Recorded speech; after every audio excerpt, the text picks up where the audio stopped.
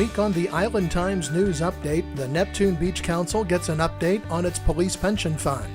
Our coastline is designated a critical habitat for sea turtles, and the Human Rights Ordinance in Atlantic Beach will get its first test on Monday.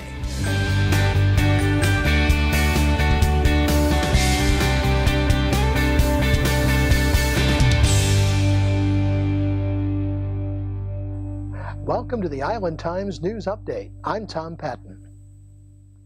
The police pension fund in Neptune Beach is doing pretty well, according to the investment firm that manages the fund.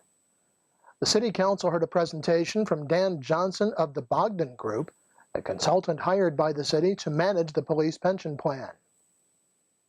Johnson said the current value of the fund is $8,071,016.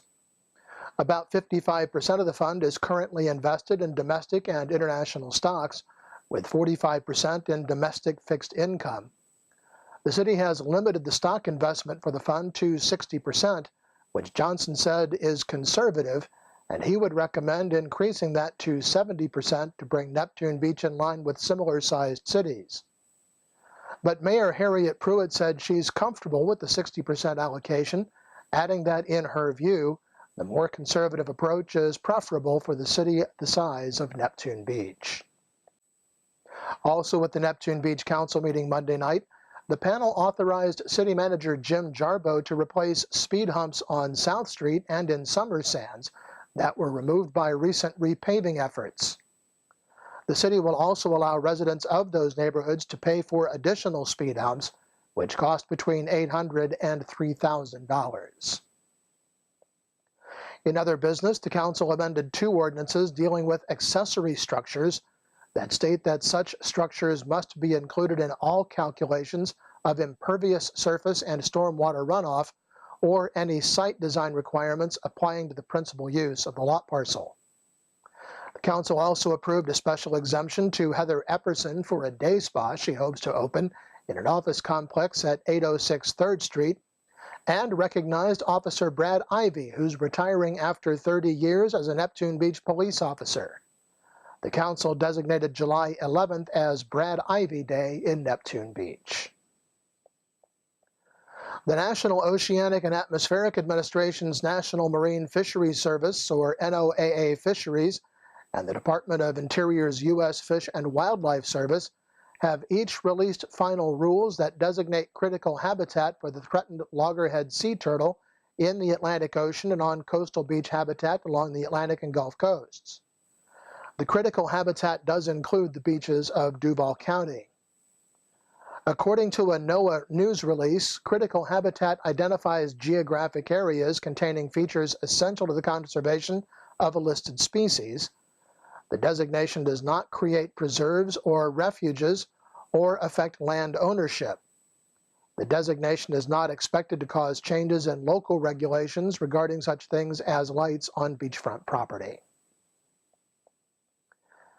Atlantic Beach commissioners are likely expecting a packed house Monday night when the city's Human Rights Ordinance will get its first official test.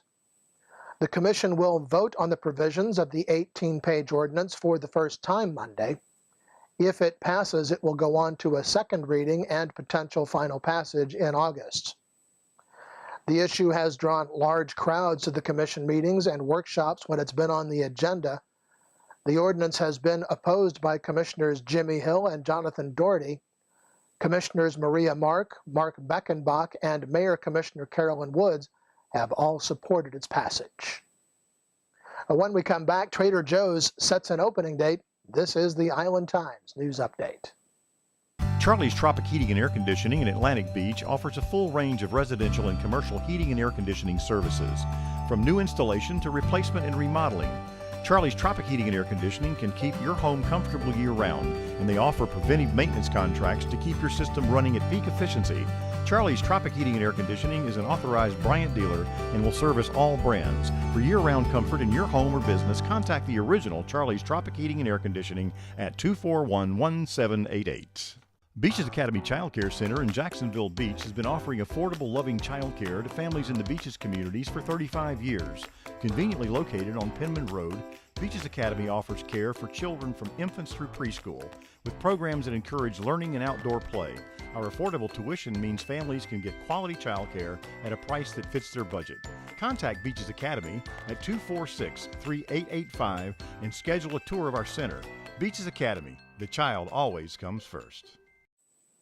Welcome back to the Island Times News Update. I'm Tom Patton. Trader Joe's plans to open its doors October 3rd, according to the grocery chain's website.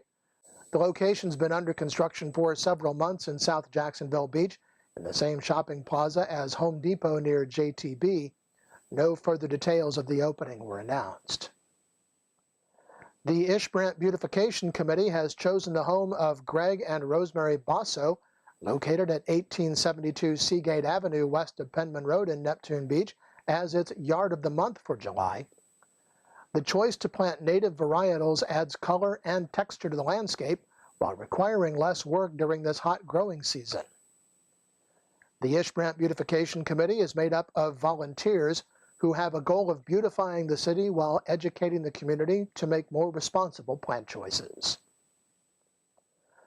The second concert of the 13th Annual Summer Jazz Series is scheduled for Sunday, July 13th from 5 until 9 p.m. at the Seawalk Pavilion in Jacksonville Beach. Everyone's invited to come out and enjoy the combination of exciting music performed by national recording artists, the caress of the cool sea breezes, and the rhythm of the ocean. Admission is free and open to the public. Bring your blankets or lawn chairs. A couple of events to benefit the St. Johns River Ferry are coming up. The third annual Ferry Fest is set for August 2nd in Mayport. The theme of this year's event is to thank volunteers and the community for securing the future of the ferry for the next 20 years. The event will feature music, food trucks, and artists.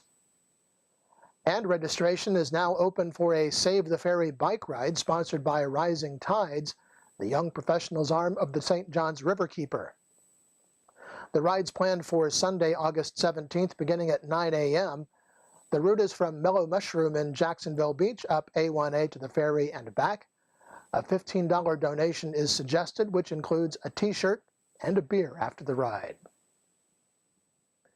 New York Times best-selling author Chris Beaujolain will be at the Bookmark on Tuesday, July 15th at 7 p.m. to talk about and sign copies of his new book, Close Your Eyes, Hold Hands. Beaujolain is the critically acclaimed author of 17 books, including the New York Times bestsellers The Sandcastle Girls, Skeletons at the Feast, The Double Bind, and Midwives. Well, the National Weather Service says we can expect more typical summer weather this week with highs in the mid to upper 80s, lows in the mid 70s, and a daily chance of afternoon thunderstorms. It is, after all, summertime at the beach. The Island Times is always digital, always free at www.theislandtimes.com. Become a subscriber and get updates on news from the beach's communities delivered right to your email box. And don't forget to like us on Facebook and follow us on Twitter. I'm Tom Patton. Thanks for watching.